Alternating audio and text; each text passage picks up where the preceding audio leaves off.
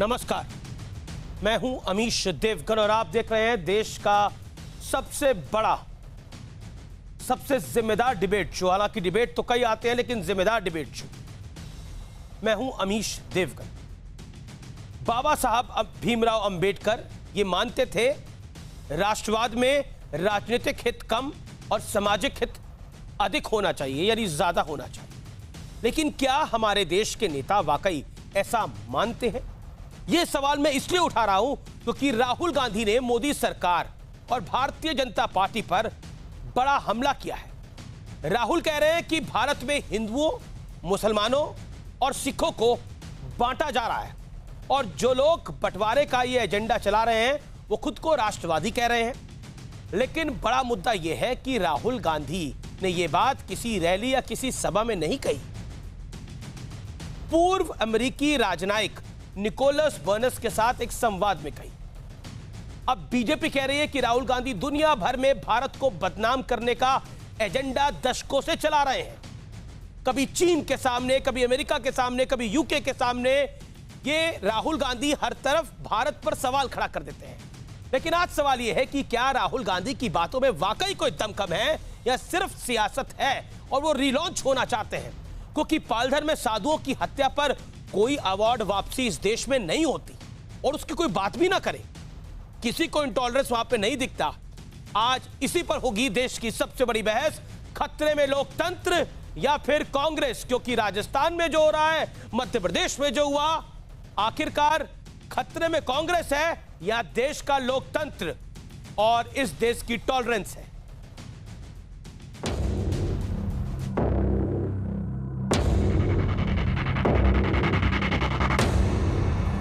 I feel that this division which occurs is actually tremendously weakening for the country. But the people who do the division portray it as the strength of the country. अब ये मुद्दा सिर्फ सियासी विरोध का नहीं रह गया है, क्योंकि राहुल गांधी ने ये मुद्दा किसी चुनावी सभा या फिर अपने देश में किसी प्रेस कॉन्फ्रेंस में नहीं उठाया, बल्कि पूर्व अमेरिकी राजनयिक निकोलस बर्न्स के साथ संवाद में मोदी सरकार पर ये वार किया है। राहुल गांधी का कहना है कि देश को बांटने वाले खुद को राष्ट्रवादी कहते हैं। भारत में हिंदुओं, मुसलमानों और सिखों को बांटा जा रहा है। राहुल जी की राजनीति के बारे में अंडरस्टैंडिंग क्या है ये आप जानते हैं जी। उनके बयानों को कितना आप समझ सकते हैं, उसकी गहराई में जाने का। आपके यहाँ लिंचिंग हर दिन होता है, हिंसा हमने इधर ज्यादा बढ़ गई है। ये सरकार सबसे जब से आई हिंसा करने वालों को मदद करती है और जिनके ऊपर हिंसा होती है उनको ही अंदर करती है। जैसे कि यहाँ फसाद हुआ दिल्ली में, यहाँ पर कोई इंटॉलरेंस नहीं है। भारत के अंदर भारत और भारतीय इकट्ठे होकर रहते हैं। ये दुर्भाग्यपूर्ण है। राहुल गांधी जी को पूरे देश से माफी मांगनी चाहिए। कांग्रेस पार्टी क्या चाहती है? क्या भारत की छवि पूरी दुनिया में खराब करना चाहती है? कांग्रेस पिछले 6 साल से बीजेपी पर देश को बांटने का आरोप लगा रही है। हालांकि ये भी तथ्य है कि कांग्रेस के इन तमाम आरोपों के बावजूद 2019 में प्रचंड बहुमत के साथ मोदी सरकार की वापसी हुई। माह रमजान का महीना चल रहा है। सुबह हम नमाज पढ़ते हैं, कुरान पढ़ते हैं। कुरान में हम आपको दुआ देंगे कि अगले हर साल आपकी ही सरकार आ जाएगी। प्रधानमंत्री मोदी भी खुद विपक्ष के आरोपों का जवाब दे चुके हैं। 1984 का 2 नवंबर याद करो। 1984 का इंदिरा गांधी जी की हत्या के दूसरा दिन, तीसरा दिन, चौथा दिन दिल्ली में, हिंदुस्तान में सिखों का कत्लेआम चल रहा था। कांग्रेस पार्टी टॉलरेंस पर भाषण देने लगी है। अरे डूब मरो, आपको शोभा नहीं देता है। बड़ा मुद्दा यह है कि बीजेपी पर देश को बांटने का आरोप लगाने वाली कांग्रेस खुद राष्ट्रीय राजनीति में कमजोर हो चुकी है। ऐसे में बड़ा सवाल यही है कि देश का लोकतंत्र खतरे में है या फिर कांग्रेस खुद सियासी तौर पर खतरे में पड़ गई है। आज इसी पर होगी देश की सबसे बड़ी बहस। लेकिन आज विश्लेषण थोड़े अलग प्रकार का, राष्ट्रनीति पर राजनीति का विश्लेषण। हालांकि कांग्रेस के संकट काल पर विश्लेषण आप चाहेंगे कि होना चाहिए, क्योंकि कांग्रेस के नेता ने सवाल करे हैं, या देश में कोई संकट काल है उसकी बात होनी चाहिए। 2014 के बाद से देश में इनटॉलरेंस का ढोल कई बार पीटा था। जब से नरेंद्र मोदी की सरकार आई है तब से इनटॉलरेंस हो गई है एक वर्ग में। एक खान मार्केट गैंग है, एक लुटियंस गैंग है, इसमें बड़ी इनटॉलरेंस है कि ये नरेंद्र मोदी प्रधानमंत्री देश का आखिरकार बन कैसे गया। ये लोग अक्सर ट्वीट करते हैं या लोग अक्सर मजाक उड़ाते हैं लोगों का। इन्हें सहन नहीं होता शायद कि कोई आम आदमी भी प्रधानमंत्री बन सकता है। लिंचिंग के हर मामले को सिर्फ एक धर्म विशेष से जोड़ा जाता है। आप सोचिए, लिंचिंग किसी की भी गलत है, चाहे हिंदू की हो, मुसलमान की हो, सिख की हो, ईसाई की हो, लेकिन जैसे ये लिंचिंग अखलाक की होती है तो अखबारों की सुर्खियां, डिबेट्स होती हैं, लगातार बाइट्स आती हैं। अगर खुदा ना खास्ता किसी दलित के साथ कुछ गलत हो जाए तो उसको भी एक वर्ग विशेष के साथ जोड़ दिया जाता है। किसी विदेशी के सामने अपने पीएम पर राजनीतिक आरोप सही नहीं है। पालघर के में साधुओं की हत्या ना सवाल पूछा ना अवार्ड वापसी हुई। अगर देश में कुछ समस्या है तो क्या उसका हल विदेशी निकालेंगे? पॉइंट नंबर लास्ट, किसी विदेशी के सामने गिनाने के लिए क्या सिर्फ मुल्क की कमियां हैं या कुछ अच्छाइयां भी हैं हमारे देश के अंदर, या सिर्फ कमियां हैं? मेरे साथ बात करने के लिए आज की इस चर्चा में कम मेहमान है लेकिन सार्थक मेहमान है। मेरे साथ बीजेपी के कद्दावर प्रवक्ता नेता डॉक्टर संबित पात्रा हैं।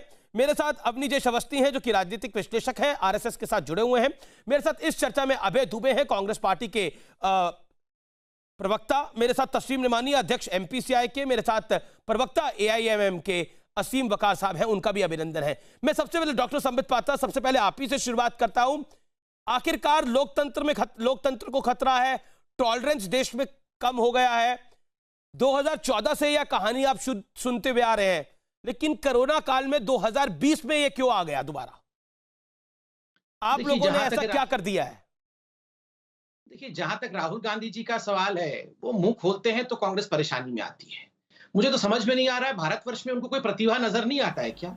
ये हफ्ते में एक बार आके कहीं अमेरिका में बातचीत करना है, कभी ब्राजील में बातचीत करना है, कभी अफ्रीका में बातचीत करना है, बात करते रहते हैं और वहां भारत की निंदा करते रहते हैं। आज राहुल गांधी ने जो किया है वो प्लेटफॉर्म भी गलत था और वो शिकायत भी गलत थी। आपके देश में कोई प्रॉब्लम आपको लगता है हो रहा है तो आप जाके अमेरिका में कंप्लेंट करेंगे। आप कहेंगे कि मेरे देश का डीएनए बदल गया है, मेरे देश के डीएनए में अब सहिष्णुता नहीं रह गई है। और राहुल गांधी एक रिपीट ऑफेंडर है, ये पहले भी ऐसे कर चुके हैं। आप याद करिए 2018 में लंदन में जाके, यहाँ अजनिवेश अवस्थी जी बैठे हुए हैं, हमारे बड़े भाई भी हैं, संघ से ताल्लुक रखते हैं। आप बताइए 2018 में लंदन में जाकर इन्होंने कहा था आईएसआईएस और मुस्लिम ब्रदरहुड वैसी ही है जैसे आरएसएस है। पाकिस्तान, बाकी सभी देशों ने कहना शुरू कर दिया, देखो जी आतंकवाद तो इंडिया में भी है, खुद राहुल गांधी कह रहे हैं। याद करिए किस प्रकार से आर्टिकल 370 के लिए राहुल गांधी ने प्रेस कॉन्फ्रेंस करके कहा था कि मेरे के मुताबिक कई 100 लोगों की मृत्यु हो गई कश्मीर में। डोसियर में पाकिस्तान ने यूनाइटेड नेशन में राहुल गांधी का नाम लिख के सबमिट किया कि इंडिया में हत्याएं हो रही। ये राहुल गांधी अपने देश को क्यों बेचना चाहते हैं? अपने देश को क्यों बर्बाद करना चाहते हैं? खुद कभी लॉन्च नहीं हो सकते हैं, मगर लॉन्च होने के कारण ये लॉन्च पैड अर्थात हिंदुस्तान को ही बर्बाद कर देंगे। जी, हिंदुस्तान की जनता है, सब जानते। जी संबित, आपने अपनी बात को रखा। मैं अब अभय दुबे का रुख करता हूं। अभय जी, मैं आपसे जानना चाहता हूं, एक तो राहुल गांधी आजकल काफी सारे इंटरव्यूज ले रहे हैं, मैं ये समझने की कोशिश कर रहा हूं कि अभी तो ऐसा कुछ नहीं हुआ जिसके अंदर आपको टॉलरेंस इनटॉलरेंस दिखे। लोकतंत्र आपको जरूर खतरे में दिख सकता है क्योंकि मध्य प्रदेश में आपकी सरकार चली गई है, राजस्थान में अशोक गहलोत जी ने जो बोला वो हम सबके सामने ही है। आखिरकार इनटॉलरेंस को आप बार बार क्यों लेके आ जाते हैं? 2019 में जनता ने आपको हरा दिया तो देश इंटॉलरेंट हो गया। अमीश देवगन जी, जब भी राहुल गांधी जी मुंह खोलते हैं तो भारतीय जनता पार्टी के मुंह का रंग उड़ जाता है। मेरे लबों पर नहीं तो तेरे लबों पर सही हो कहीं भी सवाल, लेकिन सवाल उठने चाहिए। हंगामा खड़ा करना राहुल गांधी जी का मकसद नहीं, उनकी कोशिश है ये लोकतंत्र संभलना चाहिए। हमने कभी सवालों को सवालों से नहीं टाला, हमने कभी सवालों पे खामोशी का पर्दा नहीं डाला। रोज लेते हैं हमारे सवालों की वो तलाशी, कभी उन्होंने अपने गिरेबां में नहीं झांका। क्या राहुल गांधी जी अकेले ने प्रश्न खड़ा किया असहिष्णुता का? इस भारत के सर्वोच्च अदालत के न्यायाधीश सड़कों पर आए और उन्होंने कहा कि लोकतंत्र को बचा लीजिए। इस देश के नागरिकों से अपील की। इस देश के कलमकार, इतिहासकार, कलाकार सभी ने कहा कि प्रधानमंत्री जी, भारत असहिष्णु हो रहा है, भारत की सहिष्णुता खतरे में है। तो आपने गैंग निरूपित कर दिया। अरे जिस भारतवर्ष में सड़कों पर मजदूरों का कत्लेआम हो, अबे जी उसको क्या कहें, असहिष्णुता नहीं करें। कांग्रेस पार्टी तो सदाशयता, संयम, सद्भाव और सहिष्णुता का परिचायक है। इतिहास अबे जी एक सेकंड सवाल सुन लीजिए ना। अबे जी, आप तो धारा प्रवाह बोल रहे हैं, आप अच्छा भी बोलते हैं, काफी आपकी मैं तारीफ भी कर रहा हूं, बहुत अच्छा बोले आप, बहुत बढ़िया बोले आप। लेकिन मैं आपसे जानना चाह रहा हूं, ये अपील उन्होंने देश की जनता से नहीं करी, ये अपील उन्होंने एक विदेशी निकोलस बर्नस से करी। और उसका इतिहास जरा खंगालिएगा, मैं थोड़ी देर में उसका इतिहास भी बताऊंगा।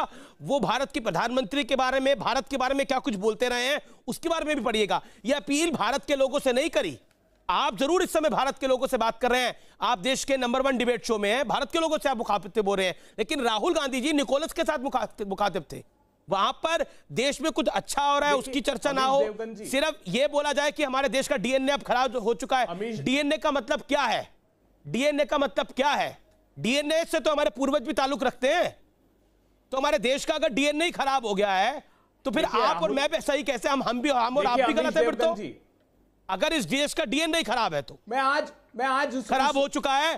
पिछले 6 साल में नरेंद्र मोदी की सरकार जब से आई, देश का अमित शाह गृह मंत्री है, उसके बाद तो बिल्कुल ही डीएनए खराब हो गया। अगर देश का डीएनए खराब है तो मेरा और आपका डीएनए कैसे सही होगा? बताइए ना आप मुझे, किसका डीएनए सही है? फिर 135 करोड़ हिंदुस्तानियों का डीएनए गलत हो गया। पर नहीं जाना चाहता जब देश के प्रधानमंत्री जी ने शंघाई में कहा कि 2014 के पहले भारत में पैदा होने पर शर्म आती थी। वो भारत का गौरवशाली इतिहास का गुणगान नहीं कर रहे थे। मैं उस पर नहीं जाना चाहता, लेकिन राहुल गांधी जी ने नरेंद्र मोदी ने ना, एक सेकंड आपने बोला, आप रुकिए एक सेकंड, नरेंद्र मोदी ने गलत कहा ना, आपने बोला एक सेकंड, अभी जी रुकना पड़ेगा। आप नरेंद्र मोदी ने गलत बोला ना, नरेंद्र मोदी ने गलत बोला 2014 से पहले। राहुल गांधी ने भी क्या गलत बोला जो डीएनए वाली बात बोली? इस देश का अगर डीएनए खराब है तो इस देश के 135 करोड़ लोगों का डीएनए खराब हो गया तो कि वो कांग्रेस पार्टी को नहीं जिता कर लेके आए? 135 करोड़ हिंदुस्तानियों का डीएनए खराब है क्योंकि आपकी पार्टी सत्ता में नहीं आती है। वाह, अच्छा मुझे ये बताना चाहूंगा, उन्होंने कहा कि हजारों वर्ष की सनातन संस्कृति और सभ्यता का भारत का डीएनए है, हम सब एक होंगे और ये सरकार भाषा लेकिन अब खराब हो गया वो डीएनए, ये भी कहा। सुनिए, मैं दोबारा अंग्रेजी में सुना सकता हूं आपको। ना अबे जी आप बड़े रिस्पेक्टेड प्रवक्ता हैं कांग्रेस पार्टी के और बहुत अच्छा बोलते हैं आप। आपको गीता का भी बहुत अच्छा ज्ञान है, आपको रामायण भी आपने पढ़ी हुई है, इसीलिए मैं आपके साथ ये बात बोल रहा हूं। आप बताइए, इस देश का डीएनए खराब है? इस देश का डीएनए खराब हो चुका है? ये सब कब पढ़ा? राहुल गांधी जी ने साफ देश का डीएनए खराब हो चुका है, डीएनए पर भरोसा है, हम सब एक होंगे। और उन्होंने इस देश में कई प्रधानमंत्री आएंगे जाएंगे, सरकारें बनेंगी बिगड़ेंगी, लेकिन ये देश आदिकाल से है। इस देश का इतिहास 1947 से नहीं है। इस देश का इतिहास सैकड़ों वर्षों पुराना है। इस देश का डीएनए खराब होने की अगर आप बात बोलेंगे तो ये सवाल खड़ा होता है। बताइए, देखिए क्या हमारा इतिहास 1947 के बाद का है? मैं जानता हूं आप,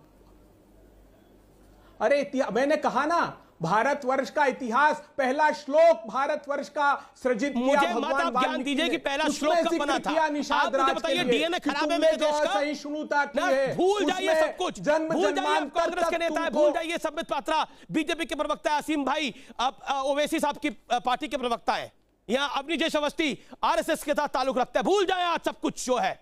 हम सब देश के नागरिक हैं। हमारे मुल्क का डीएनए खराब है। संबित पात्रा, मैं आपके पास आता हूं। मैं आपको अमीश भाई 2 चीजें बहुत 10-10 सेकंड में पूछना चाहता हूं। आपको डीएनए खराब लगा, हिंदुस्तान खराब लगा, चलिए आप हिंदुस्तान के लोगों को बोलते, who is Nicholas Burns, who is he, कौन है? आप जाके उसके आगे देश के डीएनए का बखान करते हैं कि देश का डीएनए गल चुका है, सड़ चुका है, खराब हो चुका है। मैं पूछता हूं, कौन है वो कौन है? उसके आगे जाके गिड़गिड़ाने और रोने की क्या आवश्यकता है? ये जो इन लोगों की ब्रिटिशर्स के प्रति, इटालियंस के प्रति, अमेरिकन के प्रति जो झुकाव है वो इसलिए है क्योंकि राहुल गांधी का आधा डीएनए हिंदुस्तान का नहीं है। बिहार का डीएनए भूल गए क्या? मैं आपके बीच प्रधानमंत्री जी ने कहा था बिहार के डीएनए ऐसे नहीं होता है सर। आपके बीच में मैं नहीं बोला था अमीश भाई, मैं रिक्वेस्ट करूंगा कि मैं भी चिल्ला सकता हूं। चिल्ला करके एक अच्छे डिबेट को खराब ना करें। अबे जी आपके बीच में नहीं बोले थे डॉक्टर पात्रा, अपने समय पर बोले, ऐसे नहीं होता है। 5 मिनट बोले, 4 मिनट बोले आप, उसके बाद हो आपकी बात रखी आपने। अबे जी मैं आपको फिर मौका जी, मैं आपसे निवेदन करूंगा, आप थोड़ी सहिष्णुता दिखाएं। अपनी डीएनए तो अच्छी रखें कम से कम, हम लोगों की तो खराब हो गई है। आप सहिष्णुता और संयम से बात नहीं, आप कृपया करके सहिष्णुता रखें, मुझे बोलने दीजिए। जो प्रधानमंत्री जी ने बिहार ना बोले, मैं बोल दूं उसके बाद बोलिएगा। मैं तो सिर्फ वो मैं बोल लूं अमीश भाई, इनको जरा सहिष्णु होने बोलिए। मैं कह रहा था कि राहुल गांधी जी ने इस कारण से हिंदुस्तान के डीएनए को खराब कहा क्योंकि राहुल गांधी जी का आधा डीएनए हिंदुस्तान का नहीं है। कहा आधा डीएनए हिंदुस्तान का नहीं है, सवाल खड़ा किया है संबित पात्रा जी। देखिए आप फिर मेरे बीच में बोल रहे हैं, मैं आपके बीच में लगातार बोल सकता हूं। प्रधानमंत्री जी ने आप याद रखिए अभय जी, मैं आपके बीच में लगातार बोल सकता हूं। टेस्ट कराकर 50 लाख बोल दिए थे, वो होता है डीएनए बैठा हुआ। ये तू मैं से नहीं होगा। 1 सेकंड, बिल्कुल 30 सेकंड डॉक्टर पात्रा बोल ले, फिर आप 30 सेकंड बोल लीजिएगा, मैं बाकी मेहमानों को उसके बाद ले लूंगा।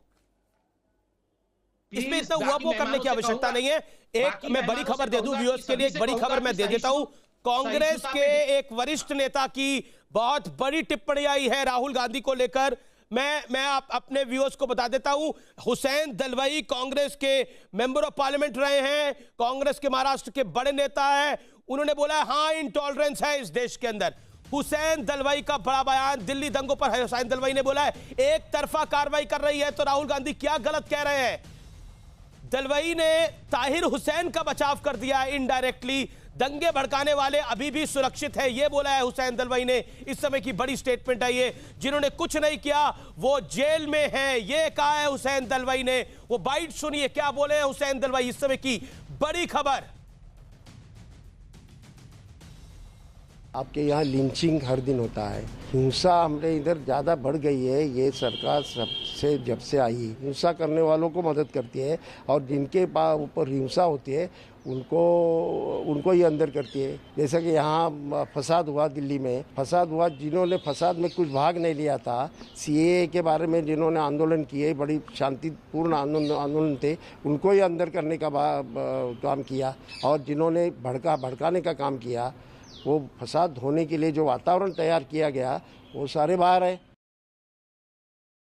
संबित पात्रा, जब उनसे राहुल गांधी ने जो इंटॉलरेंस पे सवाल कराया, लोकतंत्र खतरे पे सवाल कराया, उस पर उनसे रिएक्शन मांगा गया, तो ये रिएक्शन था उनका। देखिए ये तो बड़ी बात नहीं है। ये वही राहुल गांधी है जिनकी पार्टी ने और जिनकी माताश्री ने भगवा आतंकवाद शब्द कहा है। और आज ताहिर हुसैन को बचाने के लिए, सफूरा जरगर को बचाने के लिए, जिन लोगों के कारण दंगे हुए हैं उनको बचाने के लिए राहुल गांधी अमेरिका में गुहार कर रहे हैं। अमेरिका में जाके कह रहे हैं कि इंडिया बेकार हो चुका है, इंडिया का डीएनए खराब हो। ये बीच में इनकी सहिष्णुता ठीक करिए, इनकी सहिष्णुता लेवल बहुत खराब है। इनकी सहिष्णुता लेवल, पहले इनको सहिष्णुता मीटर चेक करिए, पहले एक सहिष्णुता मीटर रखिए, पहले इनका चेक करिए। इनका पूरा खराब हो चुका है, दिखते हैं बिल्कुल तनिक भी सहिष्णुता नहीं है। सहिष्णु दिखते हैं। अमीश भाई मैं इंतजार करूंगा, पहले इनको ठीक कर दीजिए जरा सहिष्णुता इनका, फिर मैं बोलूंगा। ऐसे क्यों असहिष्णु हो जाते हैं भैया आप बीच में? आपका तो डीएनए ठीक है, आपका तो इटली का है, आप क्यों परेशान हो रहे हैं?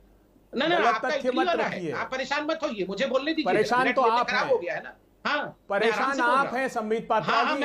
देश परेशान आपकी वजह से है। आपने पूरे देश को परेशान करके रखा है। ठीक है भैया, मुझे बोलने दिया जाए, देश के उद्योगों को, देश के समाज के अंतिम पंक्ति में खड़े हुए। मैं ऐसे बीच में चिल्ला नहीं सकता हूँ, मैं बिल्कुल बीच में चिल्ला नहीं सकता।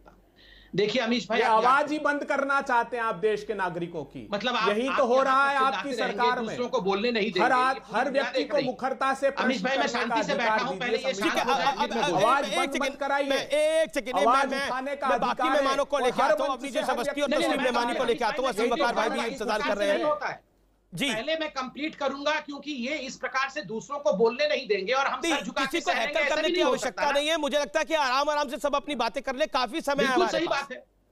अभी डिबेट के शुरू में 15 मिनट भी नहीं हुए हैं, काफी समय। अभी हमारे पास 25, 30, 35 मिनट पड़े हुए हैं। कंप्लीट कर लूं, उसके बाद आराम से सभी लोग बोलेंगे। मैं किसी के बीच में नहीं बोलता। Complete yourself in 30 second. 30 second time given. Sambit, देखिए मैं कहता हूं ये राहुल गांधी हर चीज पे सर्जिकल स्ट्राइक में पाकिस्तान का बचाव, 26/11 में ये आरएसएस की साजिश, उसमें पाकिस्तान का बचाव, आज ताहिर हुसैन का बचाव, सफूरा जरगर का बचाव, भारत के डीएनए को सड़ा गला बताना जाके अमेरिका में। ये राहुल गांधी क्या चीज है? ये देश के साथ हर दिन गद्दारी क्यों करते रहते हैं राहुल गांधी? राहुल गांधी, आप लॉन्च नहीं हो सकते हैं, कोशिश कितना भी कर लीजिए, और ये देश से गद्दारी करना बंद करिए, जाके अंग्रेजों के पैरों में गिड़गिड़ाना बंद करिए। हाँ ठीक है, आपका आधा डीएनए अंग्रेजों का है, मगर जाके अंग्रेजों के पैरों में चाटुकारिता करते हुए गिड़गिड़ाना बंद करिए राहुल गांधी। हम ये देश ये नहीं सहेगा, ये नहीं, बिल्कुल अंग्रेजों के पैर में। नेहरू जाके एडविना माउंटबेटन के पैर में बैठते थे, राहुल गांधी जाके निकोलस बर्न्स के पैर में बैठे हुए हैं। अरे सुन लो कांग्रेस वालों, नेहरू जाके एडविना माउंटबेटन के पैर में बैठते थे, और राहुल गांधी जाके निकोलस बर्न्स के पैर में बैठते हैं। ये अंग्रेजों के पैर में बैठना आप लोगों का काम है। क्यों बैठते हो अंग्रेजों के पैर में जाके? क्यों बैठते हो अंग्रेजों के पैर में जाके? अरे क्यों बैठते हो अंग्रेजों के पैर में? पहले ये बताओ। और एमएलए की खरीद फरोख्त में लगे हो। मध्य प्रदेश में नेहरू जी एडविना माउंटबेटन के पैर में बैठे हुए हैं। राजस्थान में करने की जनता से कहूंगा वो गुजरात में एमएलए के साथ जनता वो फोटो ट्वीट करे, नेहरू जी किस प्रकार एडविना माउंटबेटन के संबित अब आपकी टर्न होगी, संबित अब आपकी टर्न हो चुकी है। गांधी जी को इसीलिए याद करते हो और ताली बजा बजा कर याद करते हो। एडविना माउंटबेटन के पैर में नेहरू जी बैठे हुए, वो फोटो जरूर दिखाइए। Okay okay Sambit, you made your point. Okay अब आप रिएक्ट करिए। अच्छा, ये आप रिएक्ट भी करेंगे, हमारे बीच में भी बोलेंगे, फिर रिएक्ट भी करेंगे। एक सेकंड, 20 सेकंड मैंने आपको दिया अबे दुबे जी, आप अपनी 20 सेकंड में बात कंप्लीट कर लीजिए। हाँ, मैं थोड़ा सा इंजेक्शन लगाऊंगा, जैसे इन्होंने मुझे इंजेक्शन लगाने की कोशिश की थी बीच में, मैं भी उस 20 सेकंड के बीच में प्लीज माय हम्बल रिक्वेस्ट, नागरिकों को करोड़ों दर्शक इस न्यूज को देखते हैं, अमीश देवगन जी के इस प्रसिद्ध शो को देखते हैं। नागरिकों देखो, सवाल खड़ा करने पर ये राष्ट्रद्रोही बताते हैं। अभी सर्वोच्च अदालत के न्यायाधीश ने कहा कि देश के नागरिकों को अदालत पर भी सवाल खड़े करने चाहिए, सेना पर भी सवाल खड़े करने चाहिए, देश की सरकार के कृतित्व पर भी सवाल खड़े करने चाहिए। आप दोनों को ऑडियो डाउन करो, मैं माफी चाहता हूं, मैं दोनों को ऑडियो डाउन कर रहा हूं। मैं एक सेकंड बोलिए आप दुबे, अब आप 20 सेकंड जाए लोगों की, देश के नागरिक सवाल ना खड़ा करें और ये मनमानी करें, मजदूरों को का प्रोसिक्यूशन सड़कों पर करें और बड़े औद्योगिक घरानों को 60,000 70,000 तस्लीम ने मानी and then Aseem Bakhan and then Avneesh Awasthi. Okay Tasleem ने मानी, मैं आपका रुख करता हूं सीधा। आपसे मैं जानना चाहता हूं, आखिरकार इस देश का डीएनए खराब हो गया है, राहुल गांधी को इनटॉलरेंस पॉलिटिक्स क्यों याद आ रही है, और हुसैन दलवाई ने जो कहा है उसके ऊपर आप क्या कहना चाहते हैं? देखिए अभी ये जो आज ये जो गुफ्तगू हुई है, इसको पूरे के पूरे इसके कॉन्टेक्स्ट में देखना जरूरी है। मुझे हैरत ये है कि इस 10 मिनट की गुफ्तगू में जो आधे मिनट जो जुमला कहा गया, उसको लेकर हम पूरे देश में उसी पे हम चर्चा कर रहे हैं, जबकि डिबेट ये वार्ता ये गुफ्तगू वहां इसलिए हुई थी कि वो ये चाहते थे कि यूएस और चाइना के बीच जो आजकल टसल चल रही है उसमें इंडिया लॉबी करे यूएस की तरफ से। वो एक डिप्लोमेटिक लॉबी की ये कॉल थी क्लियरली, और उसमें जितना उन्होंने राहुल गांधी ने, मैं राहुल गांधी का प्रवक्ता नहीं हूं, जितने कांग्रेस के मुखालिफ आप हैं अमीश जी, उतने ही मैं भी हूं, लेकिन नहीं, मैं किसी का मुखालिफ नहीं हूं, मैं तो देश की बात करता हूं। अगर बीजेपी ने मजदूरों पे काम नहीं किया तो संबित पात्रा हो, डॉक्टर सुधांशु त्रिवेदी हो, शाहनवाज हुसैन हो, मेरे सबसे सवाल पूछे। सर मैं मुखालिफ हूँ। असल बात यह है कि जिस तरीके से अपनी गारंटी लीजिए, मेरी गारंटी क्या ले रहे हैं भाई?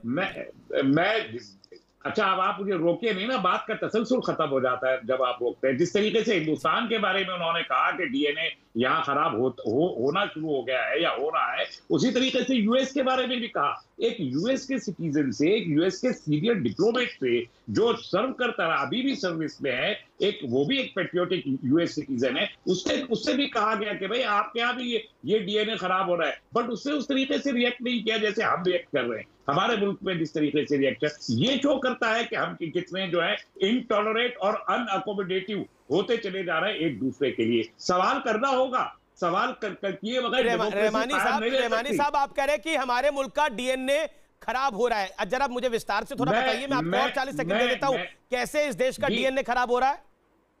मैं ये नहीं कह रहा हूं कि इस देश का डीएनए खराब होना शुरू हो गया, तो फिर मेरा और आपका सही कैसे है? इस देश में कुव्वते बर्दाश्त कम होती चली जा रही है, और उसके बहुत सारे सबूत दिए जा सकते हैं। कि कुव्वत, अब ये जो डिबेट हो रही है पिछले 20 मिनट कुव्वत बर्दाश्त का इम्तिहान ले लीजिए। संबित पात्रा जिस तरीके से बोल रहा है और अभय दुबे जी के साथ जिस तरीके से ये बहस हो रही है, उसी से कुव्वत बर्दाश्त का अंदाजा हो जाता है कि किसी तरीके से को आप और किस तरीके के रकीक बातें, जो जुमले इस्तेमाल किए जा रहे हैं, जो भाषा इस्तेमाल की जा रही है, शर्म आनी चाहिए पूरे देश के लोगों को इतने सीनियर लीडर्स की तरफ से इस जबान के इस्तेमाल के लिए। तो आप जो बोला उसमें कोई शर्म नहीं आनी चाहिए। मुझे बोलने दीजिए। क्लास जिस तरीके से क्लास डिवीजन हुआ है मुल्क में हो रहा है और रोजाना के हिसाब से प्रमोट हुआ जा रहा है, क्या उस पर सवाल खड़े नहीं करने चाहिए? क्यों नहीं करने चाहिए? वो तमाम गरीब लोग थे जो लाखों करोड़ों की तादाद में यहाँ सड़कों पे चल रहे थे, आप लॉकडाउन का ऐलान कर रहे थे, पलट के पूछा नहीं, 80 के करीब लोग मारे गए। ठीक है Sachin Nawani, you made your point. आप कह रहे हैं कि अगर देश को, अगर कोई देश को गाली दे रहा है, अगर वो दूसरे के देश को भी गाली दे रहा है तो चलता है, फिर नहीं तो फिर ये अलाउड है। आप कह रहे हैं अलाउड है और इस देश का डीएनए खराब हो रहा है। इस देश का डीएनए क्यों खराब हो रहा है, जरा 5 सेकंड में ये भी बता दीजिए। जो गुफ्तगू का अंदाज है वो इख्तियार कीजिए जो शरीफ लोगों का अंदाज होता है। एक आदमी ने एक सीनियर लीडर ने एक डिप्लोमेट से बात की, दोनों में कोई न किसी को गाली दी न किसी की आवाज तेज हुई। ये गुफ्तगू और डायलॉग का तरीका है। ये भी सीखने की कोशिश है। ये डायलॉग है, डायलॉग का तरीका ये डायलॉग है और उस डायलॉग में बोल दिया जाए कि भारत का डीएनए खराब हो रहा है, 135 करोड़ हिंदुस्तानियों का डीएनए खराब हो रहा है, तो इसमें हर्ष क्या है? गुफ्तगू में कोई चिल्लाया नहीं, गुफ्तगू हुई है। गुफ्तगू के अंदर अगर भारत को गाली पड़ गई तो सहन करिए, सहन शक्ति इतनी होनी चाहिए आप लोगों में। आप काय अल्लाह बचा रहे हैं, काय अल्लाह बचा रहे हैं अपनी जबरदस्ती। सुबह से शाम तक आप लोग ट्वीट करते हैं, जिसे दुनिया की सबसे बड़ी पावर लोग कहते हैं। बीजेपी के शाहनवाज हुसैन बाइट देते हैं। देखिए मैं किसी अमीश मैं किसी के बीच में बोलता नहीं हूँ और मैं अपेक्षा रखूँगा कि अभय दुबे हो, रहमानी साहब हो या वकील साहब असीम वकार हो, बीच में ना बोलें। जो बोलना हो बाद में बोलें। सबसे इम्पॉर्टेंट बात यह है कि राहुल गांधी इस देश के एक सांसद हैं। हिंदुस्तान में उनकी कोई बात सुन नहीं रहा तो कभी वो उससे रघुराम राजन से बात कर लेते हैं, कभी किसी से बात कर लेते हैं, कभी किसी से बात कर लेते हैं। आज ऐसे किसी से बात कर ली उन्होंने। उस पर क्या चर्चा करने की ज़रूरत है? इस देश में कोई नहीं जान रहा, उनको कोई नहीं सुन रहा। अगर आप इसकी खबर ना बनाते तो शायद इस देश में मालूम भी नहीं चलता। मालूम तो वो चलना चाहिए वास्तव में कि उन्होंने चीनी राजदूत से क्या बात की। चुपचाप वो बताएं ना, वो करते ये लाइव करते, बताते कि चीनी राजदूत से क्या बात की जिसमें उन्होंने झूठ बोला।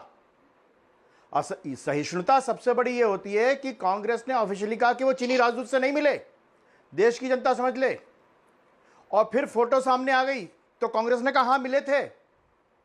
इतना बड़ा झूठ अगर एक पॉलिटिकल पार्टी, राजनीतिक पार्टी कर सकती है, बोल सकती है, तो मुझे समझ में नहीं आता कि उसकी सच्चाई क्या है।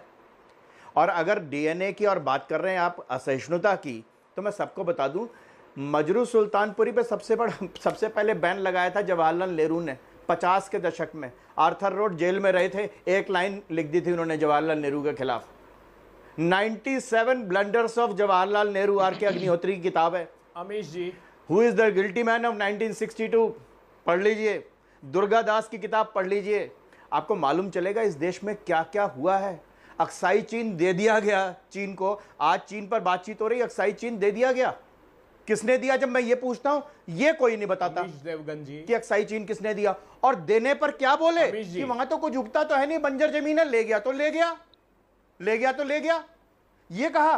तिब्बत पर क्या था? नहीं गया, लड़े थे वहां। स्टैंड था भारत को। अरे सुन लीजिए, लास्ट बार बोल रहा हूं, ये सहिष्णुता तो भारत की सेना पूरी शिद्दत से लड़ी। संयुक्त आज जैसा नहीं, संयुक्त राष्ट्र में परमानेंट सदस्यता मिल रही थी और पंडित जवाहरलाल नेहरू ने वो चीन को दे दी। वो रिश्ता निभाया जा रहा है, पंडित जवाहरलाल नेहरू वाला।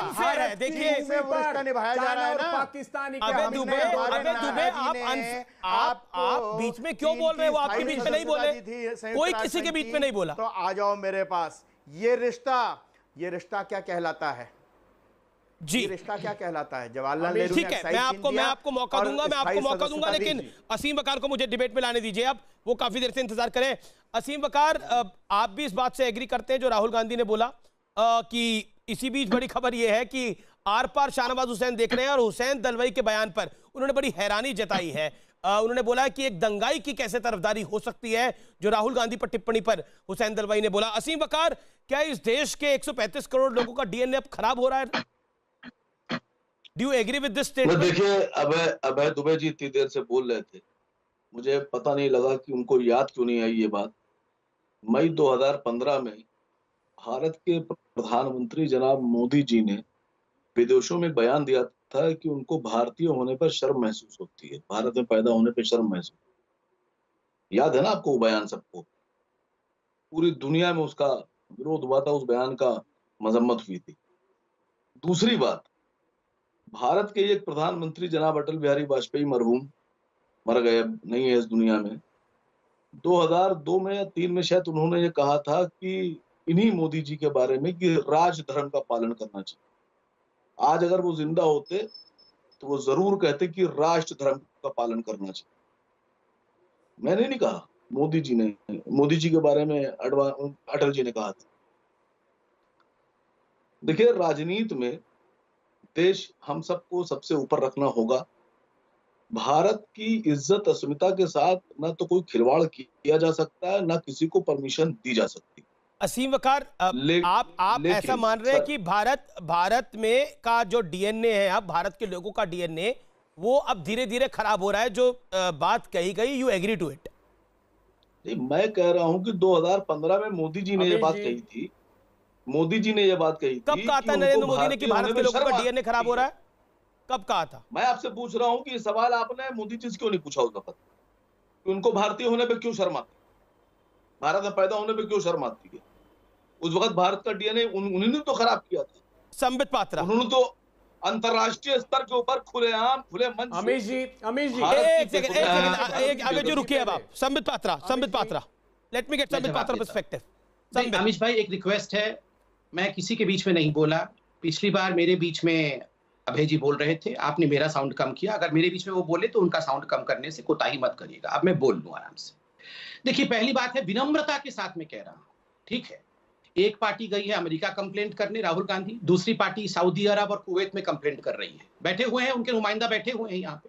अभी दिल्ली माइनॉरिटी कमीशन के चेयरपर्सन के ऊपर कल ही केस हुआ है और हाईकोर्ट ने परमिशन दे दी है उनके ऊपर एफआईआर करने की और जांच करने की।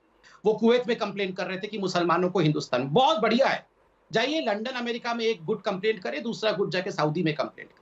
मगर मैं यहाँ विनम्रता से कह दूं, मैं आप लोगों का भाषण नहीं सुनने वाला हूं भैया। 15 करोड़ वर्सेस 100 करोड़, 15 मिनट के लिए पुलिस हटा दो, फिर देखो हिंदुओं का क्या होगा। ये दंगाई हमें सहिष्णुता सिखाने आए। 15 सेकंड ये यहाँ पर भोली भाली आप बिल्कुल सुन लीजिए। अमीश भाई, मैं बीच में नहीं बोला था, शांति से देखिए, मैं बिल्कुल शांति से बैठा था। प्लीज मुझे बोलने दिया जाए। मुझे आप अमीश भाई, ऐसा ठीक नहीं है। अब अमीश भाई, मैं शांति से बैठा हूँ, मुझे बोलने दिया जाए, मैं बोलूंगा, उसके बाद जाके आप नहीं दिए गए। ये मेरे बीच में हर कोई बोलता रहता है। आप ऐसे बुत बन के मत बैठिए अमीश जी, कंट्रोल करिए। मैं आपसे कह रहा हूं कि 15 सेकंड मैं तो बुत बन के नहीं बैठ रहा, लेकिन आपने भी अपनी 40 सेकंड बात को रख लिया, 15 सेकंड और रख लीजिए। फिर कैसे रखूंगा? जब मैं रखता हूं तो फ्लो के बीच में कोई बोलना शुरू कर देता है। मैं अब सबके बारे में बोल असीम वकार, अब आप भी शांत रहिए ना जरा। 10-15 सेकंड सुन लीजिए, फिर आप रिएक्ट कर लीजिएगा। आपकी बात भी बेहतरी से जाएगी। बोलिए संबित, 20 सेकंड में कंप्लीट करिए। देखिए, इस देश के डीएनए में कोई खराबी कभी नहीं थी। इतना सुंदर डीएनए विश्व में कहीं नहीं। इस देश के डीएनए में मुझे बोलते हुए हिचकिचाहट हो रही है, मगर बहुत वर्षों तक हमें सेक्युलरिज्म के नाम पे इस डीएनए में एक ऐसी गोली लगाई गई थी कि हम लोग अंधे हुए पड़े थे, हम सच्चाई नहीं देख पा रहे थे। 100 crore versus 15 crore, 15 minute police हटा दो, फिर हिंदुओं का क्या होगा। ताहिर हुसैन बहुत बड़ा अच्छा आदमी है, उसको तो ये पुलिस गलती से रखी हुई है। 84 के दंगे, कश्मीरी पंडित मरे तो मरे, कश्मीरी पंडित मरे तो मरे। शशि थरूर कहता है ये तो पाकिस्तान का काम नहीं है जी, ये तो कांग्रेसियों को मार रहे हैं। और ये हमारे डीएनए को बोले धिक्कार है, धिक्कार है कांग्रेसियों के डीएनए के ऊपर, जिसके ऊपर इटली का इन्फ्लुएंस पड़ा। और जो एक सेकंड, असीम वकार अपनी बात को कंप्लीट कर ले देन। और असीम वकार जी, धिक्कार है आप जैसे राजाकारों के ऊपर, जो तो आज तक हिंदुस्तान के साथ खड़ा नहीं हो पाए। आप में ओवैसी में और जिन्ना में कोई फर्क नहीं है। नियो ओवैसी है, नया ओवैसी, नया जिन्ना है, वो मैं बता रहा हूं। बिल्कुल नया जिन्ना आपको है, तो विभाजन ठीक है, चाहते हैं संविदा आपने बात तो रख लिया, संविदा आपने बात तो रख लिया। असीम वकार, आप ही के नेता अकबरुद्दीन ओवैसी ने बोला है वो मुगल काल को याद कर लो, हमने 900 साल राज किया है। आपको तो मुगल काल का डीएनए याद आ जाता है, क्यों? हाँ, इनको मुगलों का डीएनए पसंद है, उनको इटालियन डीएनए पसंद है। मुगल काल हो या शेखों का काल हो या सैयदों का काल हो या कोई भी काल हो या अशोक का काल हो या मौर्यों काल हो या हमारी हिस्ट्री में, इसको आप जबान पे लाएं या ना लाएं, ये इतिहास हिंदुस्तान का है। इसको हम आप सब मिलकर अपने साथ कब्र में लेके बिल्कुल ये इतिहास है, लेकिन मुगल काल कितना बार्बरिक था उसकी भी तो बात करनी पड़ेगी ना। मुगल काल में जो अन्याय हुए उसकी भी तो बात करनी पड़ेगी ना। आप कह रहे हैं ना मुगल काल बार्बरिक था। मुगल काल से पहले अशोक औरंगजेब ने क्या करा? अपने ही धर्म के लोगों की लाठी। औरंगजेब ने क्या किया मुगल काल में? कितने सिख गुरुओं के शीश निवार दिए गए? औरंगजेब और क्या बात कर रहे हैं आप? एकदम अपने थे। नहीं, आप असल में बोलने नहीं दे रहे। बोलिए, एक सेकंड बोलिए। बिल्कुल ऐसा नहीं है, आप बोलिए, अपनी बात को रखिए। किसी के बीच में बोलेगा नहीं, लेकिन आपका ये है कि आप डॉक्टर पात्रा रुकिए, आप बोलने नहीं देते हैं किसी को। ना मैं तो सवाल पूछूंगा ना, अगर सवाल पूछना तो मेरा काम है। नहीं, सुनिए, खूब पूछिए सवाल, जवाब भी तो सुनिए। मैं कब सवाल से भाग रहा हूँ सर? मैं आपसे कह रहा हूँ कि 15 मिनट वाली बात करते हैं, वो केस चल रहा है अदालत, और 15 सेकंड वाला बयान सब जानते हैं कि मुझको धमकी दी भारतीय जनता पार्टी के लीडर ने। किसने इनको धमकी दी भैया? 15 सेकंड आप उसे क्यों चलाते हैं? दूसरी बात, धमकी दी कितने लीडर भारतीय जनता पार्टी के ऐसे हैं जो कहते हैं समुद्र में मुसलमानों को फेंक दो, देश से निकाल दो, रहने नहीं देंगे, ये कहना है, वरना नहीं रहना है मुसलमानों को। दिल्ली दंगों में आपने जो चार्जशीट फाइल, कपिल मिश्रा का नाम तक नहीं, कपिल मिश्रा का नाम तक नहीं है, नाम नहीं लिख लिया हुसैन को जो अरेस्ट किया है, बस परेशान है। भारतीय जनता पार्टी की एक महिला है, उसका वीडियो चलता है सड़कों के ऊपर, वो कैसी बयानात दे रही है, देख लेंगे। सारे परेशान हैं, ये सारे ताहिर हुसैन के दिल्ली दंगों। अब आपने 50 सेकंड अपनी बात को रख लिया ना। दिल्ली दंगों का इस विषय से कोई मतलब नहीं था। एक सेकंड, दिल्ली दंगों का इस विषय से कोई मतलब नहीं था, लेकिन आप बीच में लेकर आए। हुसैन दलवाई ने बोला, उस पर आपने कुछ नहीं बोला। अब आप मुझे बताइए, दिल्ली दंगों में ताहिर हुसैन के घर पे अगर बम मिलेंगे, पेट्रोल बम मिलेंगे, पत्थर मिलेंगे, उसके अगल बगल के सारे घर जले होंगे और उसका घर नहीं जला होगा, तो उस पर कार्रवाई नहीं होनी चाहिए? आप मुझे बताइए। नहीं, पत्थर और बम तो वहां बहुत से चले, और बहुत सी मस्जिदें जलाई गई, बहुत सी मस्जिदें जलाई गई। किसने कहा? मुसलमान मारे गए। अंकित तिवारी कौन था? मैं किसी का धर्म नहीं बोलना चाहता। अंकित तिवारी कौन था? बहुत गलत बात है अमीश जी। कितनों पे कार्रवाई करा दी आप लोगों ने? मुझे एक सेकंड, ये बड़ी बात बोल रहे हैं आप। Okay, let me gate. Okay, मुझे जाना, हाँ, बड़ी ही बात जानना चाह रहा हूँ चैनल के ऊपर। मैं कह रहा हूँ लिस्ट जारी कीजिए। अमीश जी प्लीज। अबे जी रुकिए, आप अपनी टर्न के लिए रुकिए। अबे जी रुकिए अभी आप। Awasthi ji, late Awasthi ji reply. अवस्थी जी। अमीश, हो सकता है कि इस देश में कुछ लोगों को लगता हो कि असहिष्णुता आ गई है। 1984 में 3 दिन में 3,500 सिखों का कत्लेआम किया, एक पुलिस की गोली नहीं चली, कोई पुलिस का घायल नहीं हुआ। आज दंगों में पुलिस वाले मारे गए, घायल हुए, तब कोई ना पुलिस वाला घायल हुआ। 35 साल तक इनके गुरुजी, अभय दुबे के गुरुजी कमलनाथ उसमें नामजद हैं। एक आदमी नहीं पकड़ा गया। अब सज्जन कुमार पकड़ा गया, जिसके बारे में कोर्ट ने कहा कि हाँ, इनको छोड़ा जाता रहा क्योंकि राजनीतिक दबाव था। ये कोर्ट की टिप्पणी है। तो भारतीय जनता सुरक्षा सहिष्णु थी।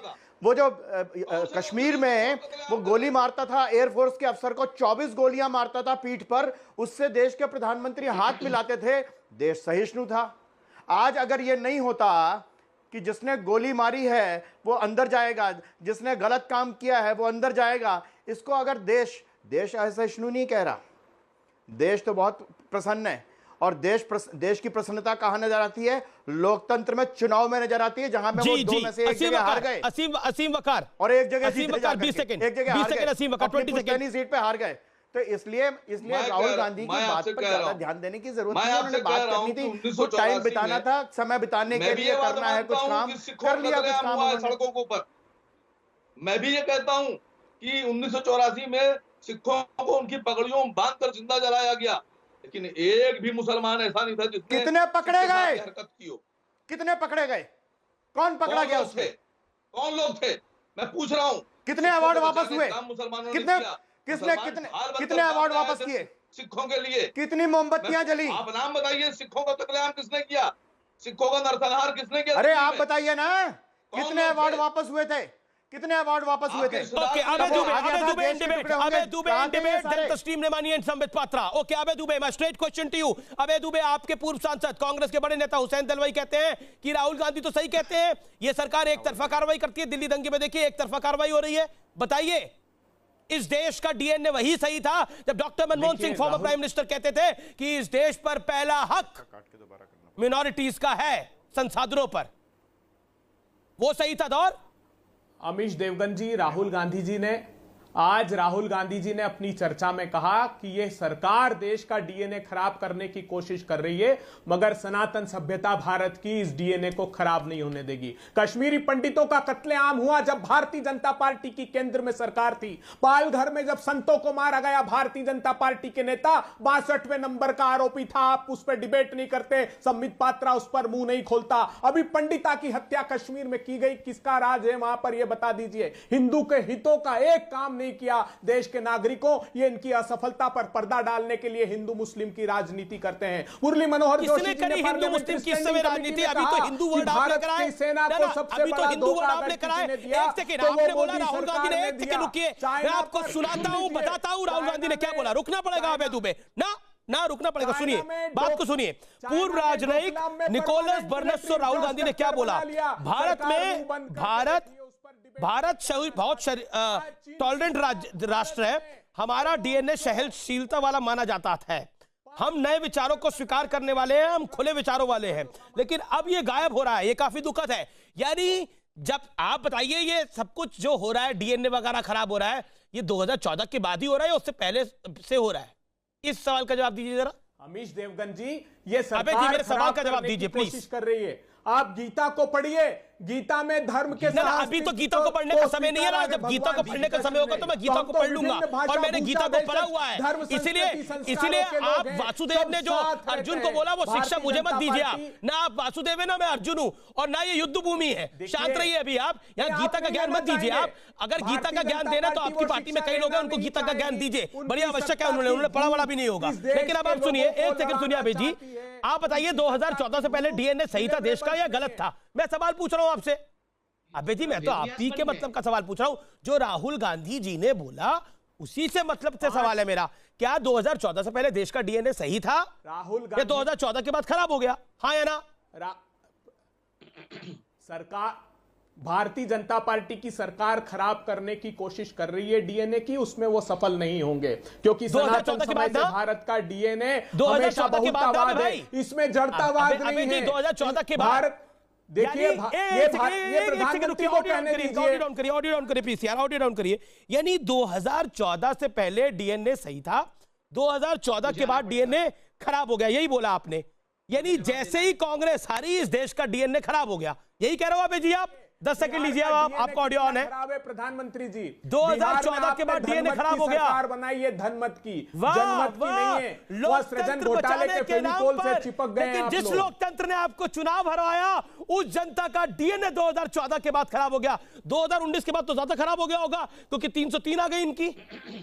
गलत ज्यादा खराब हो गया 2019 के बाद डीएनए करने की कोशिश कर रही है। वाह अबे जी, संबित पात्रा, देश का आप पे आरोप ये है, आरोप नंबर 1 जवाब दीजिए। Sambit Patra on screen, no one else. Sambit Patra, आरोप नंबर 1 कि 2014 के बाद आपने इस देश का डीएनए खराब कर दिया, और 2019 के बाद तो और सत्यानाश कर दिया इस देश के डीएनए का।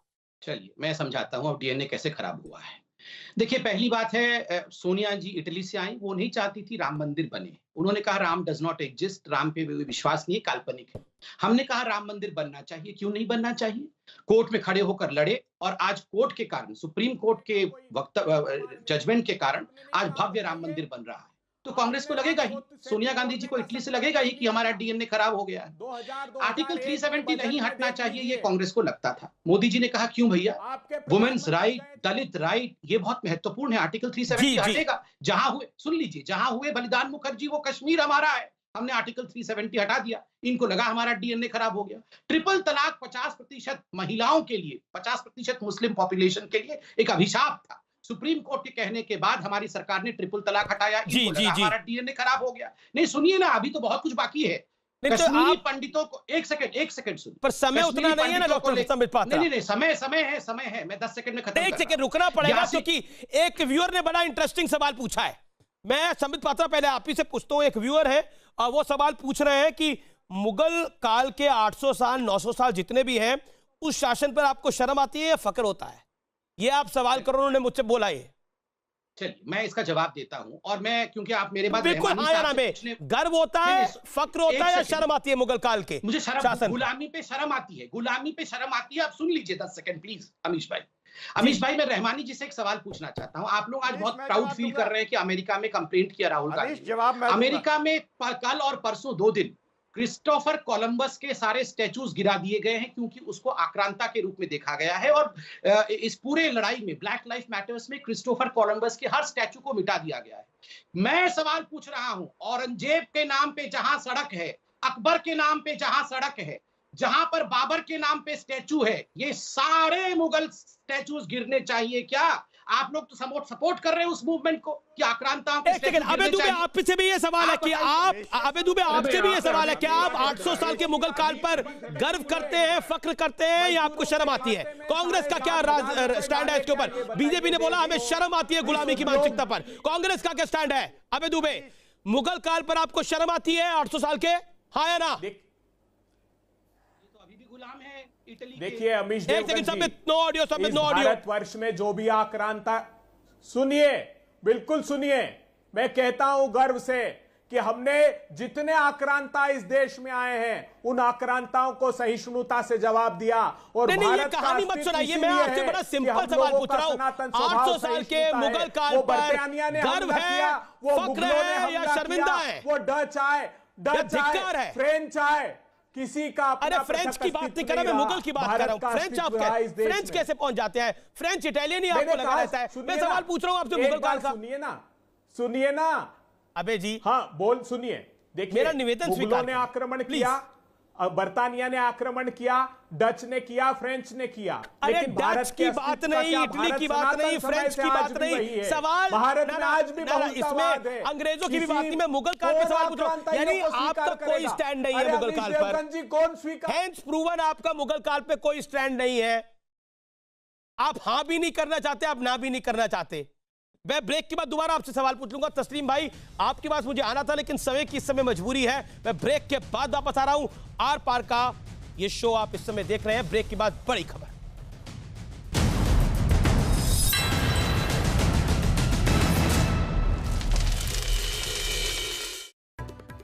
Welcome back. आप देख रहे हैं देश का सबसे लोकप्रिय नंबर 1 डिबेट शो आर पार। मैं आखिरी दौर में हूं और मैं तस्लीम रहमानी आपसे आपकी राय जानना चाहता हूं। क्या कहना चाहते हैं आप इस विषय पर? देखिए, आज जो बातचीत वहां हुई है उस पर जो डिबेट होनी चाहिए थी इंडो यूएस चाइना रिलेशन पर, और जो थ्रेट है सिक्योरिटी, बॉर्डर सिक्योरिटी थ्रेट, उस पर बहस न करके हिंदू मुस्लिम पे बहस कर रहे हैं। ये सूटेबिलिटी जो गवर्नमेंट की भी है, आपकी भी है, और यही है वो इंटॉलरेंस के हम जो देश के मुद्दे हैं उस पर बात न करके अब हिंदू मुसलमान पे करना चाहते हैं, और वो लोग करना चाहते हैं जो 70 साल इंटॉलरेंस में हिंदू मुसलमान कैसे आ गया? ना तो आप मुझे बताइए, ये निकोलस हिंदू मुसलमान कर रहा था, ये हिंदू मुसलमान निकोलस कर रहा था, या कांग्रेस का सांसद हुसैन दलवाई कर रहा था, या राहुल जी कर रहे थे? कौन कर रहा था? हिंदू मुसलमान। ये आप कर रहे हैं, हमारी सरकार कर रही है। जी जी जी जी जी। एक सेकंड 10 सेकंड। ओके रहमानी साहब बोला, अब नीचे जबरदस्ती 70 साल जो लोग फिसाद बता करते हैं, रहमानी साहब को भी ये भ्रम है।